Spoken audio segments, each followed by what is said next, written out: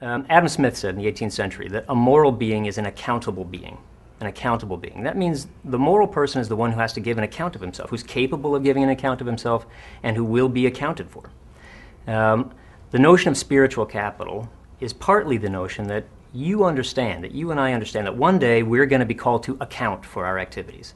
And it might not be in this world, it might be in the next, but at some point someone's going to call us to account. And that might be, how did you do with respect to your fellow human beings? How did you do with respect to your children, to future generations? How did you do with the spiritual capital, other kinds of capital you inherited?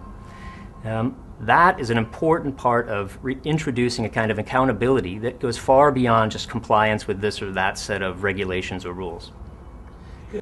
I'd go back to this notion of accountability. It's not just the CEO or the owner or the founder of a business that has accountability, but it's also viewing every other human being you deal with as also an agent with accountability.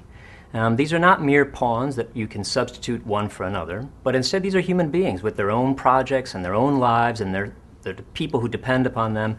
They form a kind of lattice work. You take one piece out, the whole thing can unravel. It's not as if you can plug them in and out like pieces on a chessboard, to use a metaphor from Adam Smith.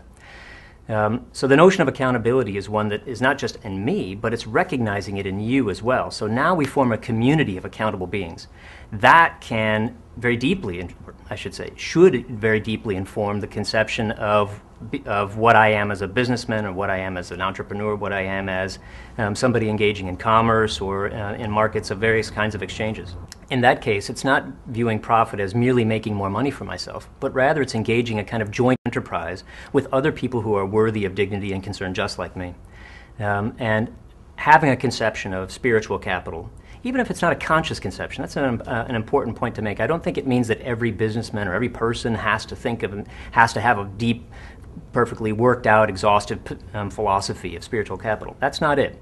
But it does require and enable people to see themselves as being in a joint project with other people who are just as accountable as they are.